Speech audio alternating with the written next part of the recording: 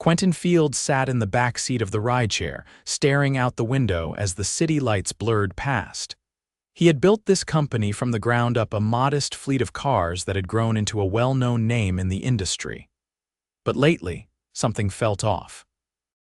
Complaints kept rolling in, drivers overworked, pay discrepancies, and a growing number of customers unhappy with their experience. He had heard enough second-hand reports. Tonight he was going undercover. His disguise was simple but effective: sandy blonde hair dyed dark, thick glasses, and a neatly trimmed beard. He had never personally met the majority of his drivers. His company had expanded to 8 different locations, with thousands of contractors signing up without ever stepping foot in an office. No one would recognize him.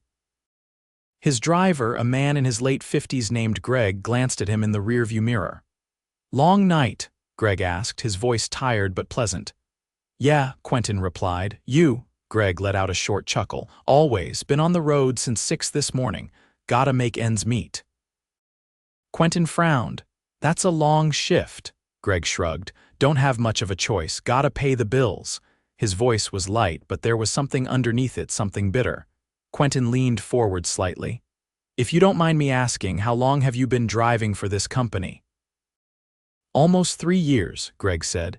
"Used to be a truck driver, but after an accident messed up my back, I had to find something else. Thought this would be good, set my own hours, be my own boss." "And," Greg exhaled sharply, "it was at first, but now, man, it's rough. Rates got cut, bonuses disappeared, and if you're not driving nearly non-stop, you barely make enough to survive. I used to be able to take a break, grab a meal, maybe even go home for a few hours. Now I can't afford to." Quentin clenched his jaw. He knew the company had made adjustments to pricing and driver incentives, but hearing it from Greg made it feel different. "Management doesn't do anything about it?" he asked. Greg laughed, but there was no humor in it. "Management? The local office barely picks up the phone.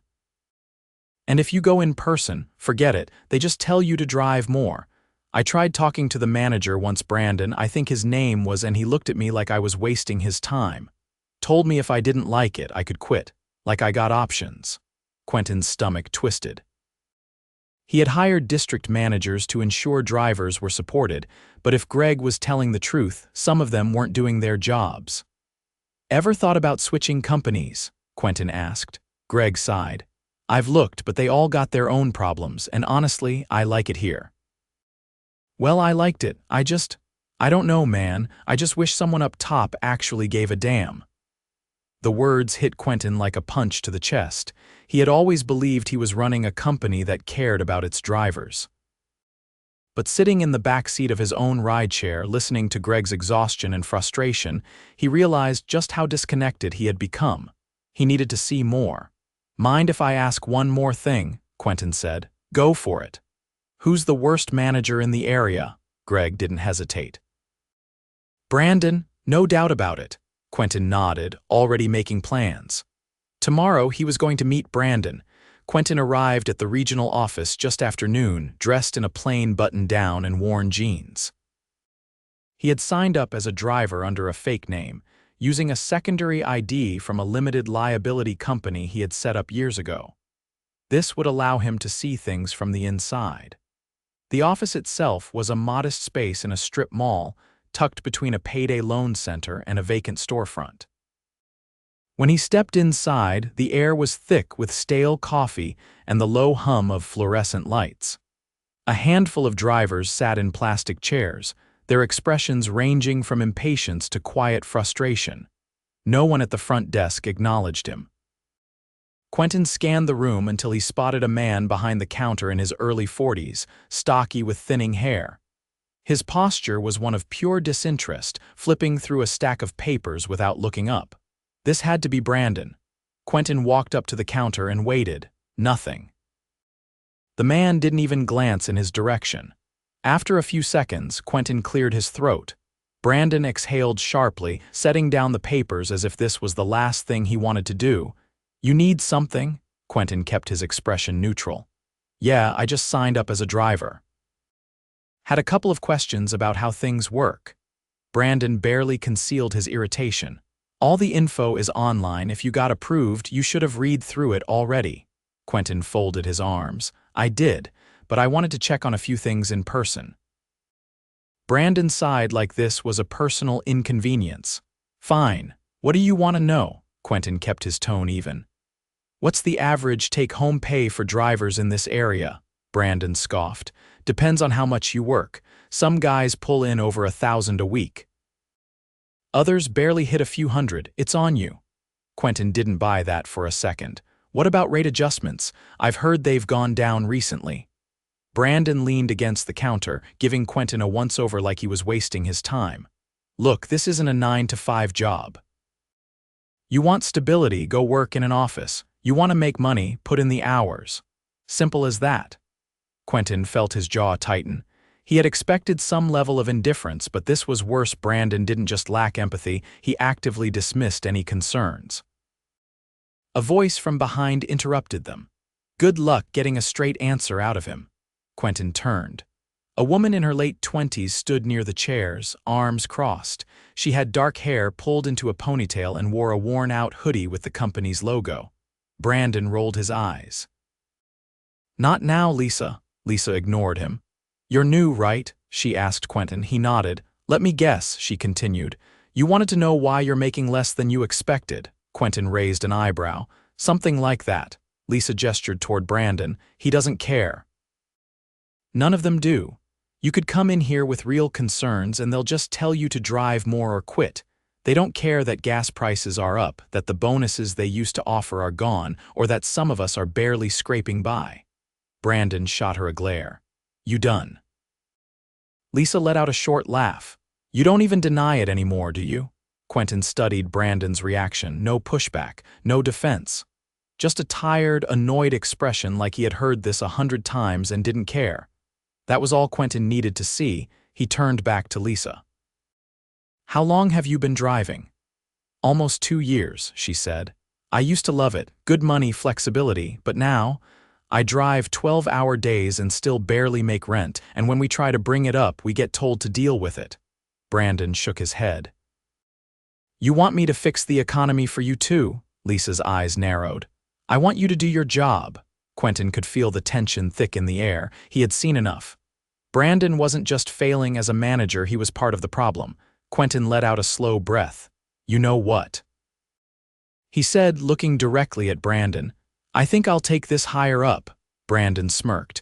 Good luck with that. Corporate doesn't care either. Quentin held his gaze for a moment before nodding. We'll see. He turned and walked out the door, already pulling out his phone. It was time to clean house. Quentin wasted no time.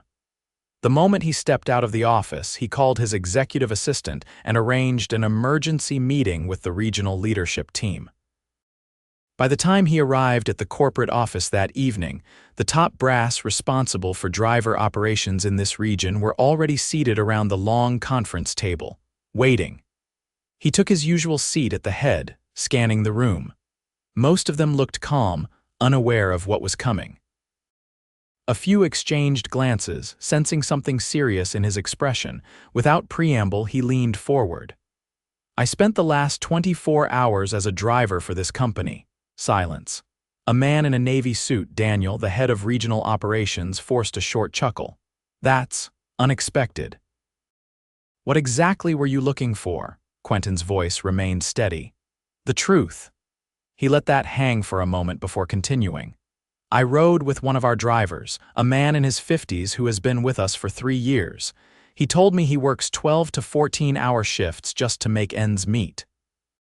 That he used to take breaks, eat meals, go home for a few hours. Now he can't afford to. His eyes moved across the faces in the room. Can anyone here tell me why that is? Daniel adjusted his tie, choosing his words carefully. We've had to make some rate adjustments to stay competitive. Market conditions change. Quentin's tone didn't waver. And driver conditions? No answer. He turned to another executive, Linda, who oversaw driver relations. Do you know how many complaints we've received about pay decreases and longer hours in this region? Linda hesitated. We do track concerns, but he cut her off.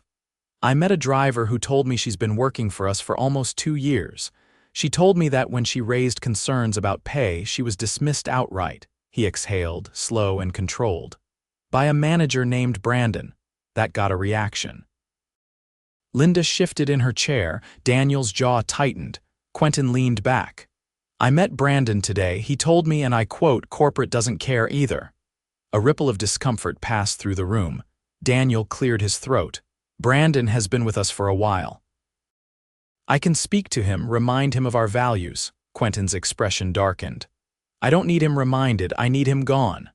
Linda nodded quickly. We can take care of that. Quentin wasn't finished. Brandon isn't the core problem, he's a symptom. He was comfortable dismissing drivers because he thought no one would hold him accountable. That tells me there's a failure in leadership. Right here. Daniel shifted again. If you're suggesting we haven't been monitoring, I don't need suggestions. I have proof. Quentin pulled out his phone and tapped the screen. I recorded my entire visit to the regional office, every dismissive remark, every moment Brandon ignored the drivers in that waiting room, every time he waved off a legitimate concern like it was nothing. Linda swallowed hard. Daniel sat back silent.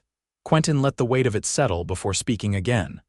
I built this company because I believed in fair pay, flexibility, and treating people like they matter. Somewhere along the way we lost that. I refused to let it continue. He straightened in his chair. Effective immediately, Brandon is terminated. I want a full audit of every regional office in this company.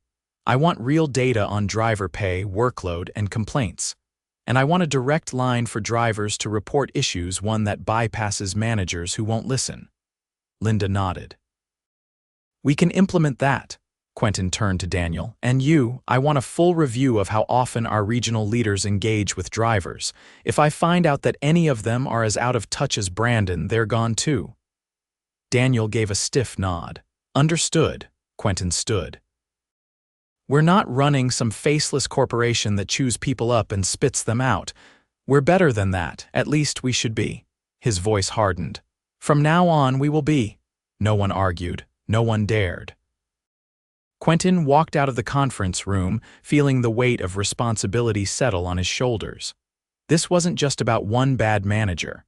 It was about fixing a system that had let good people fall through the cracks. And he wasn't going to stop until it was done. Quentin arrived at the regional office unannounced the next morning. He wanted to see for himself what had changed overnight. When he stepped inside, the atmosphere felt different. The usual indifference from the staff was replaced with quiet tension. A few employees exchanged nervous glances before quickly turning back to their work. The waiting area, usually filled with frustrated drivers, was emptier than before. Lisa was there, leaning against the counter with her arms crossed. She wasn't speaking, just watching as a younger employee, someone Quentin hadn't seen yesterday, handled a driver's inquiry with far more patience than Brandon had ever shown. Lisa noticed him immediately and straightened. Her expression shifted as if she recognized him but couldn't quite place him. He had been undercover when they met, and now he was standing here in a crisp button-down instead of an old hoodie. He walked up to her. Busy morning, Lisa hesitated before answering, quieter than usual. Word spread fast about what happened to Brandon. He nodded, glancing around. And how do people feel about that? A dry chuckle escaped her. Depends on who you ask. The drivers, relieved. The staff, some of them are worried, others are pretending they never backed him in the first place. She tilted her head slightly. You had something to do with it, didn't you? He met her gaze. Brandon shouldn't have been in charge of people. Lisa exhaled, her stance relaxing just a little. No argument there. Before he could respond, a man in his early 30s approached with a cautious expression. He carried a tablet and wore a staff badge, though Quentin didn't remember seeing him yesterday. Mr. Fields, Quentin turned fully toward him. You are, Jordan. I manage driver support for this region. He hesitated. Well, I did, until this morning. Quentin raised an eyebrow. Jordan cleared his throat. Leadership reassigned me to oversee the office in the interim. I was told you'd be visiting. Quentin studied him. Jordan's voice lacked the arrogance Brandon's had. Instead, there was something else there: uncertainty, maybe even nerves. How long have you worked here? 4 years. Started in customer service, moved up. I knew Brandon, but I didn't work under him directly. Quentin didn't need to ask whether Jordan had known about Brandon's behavior.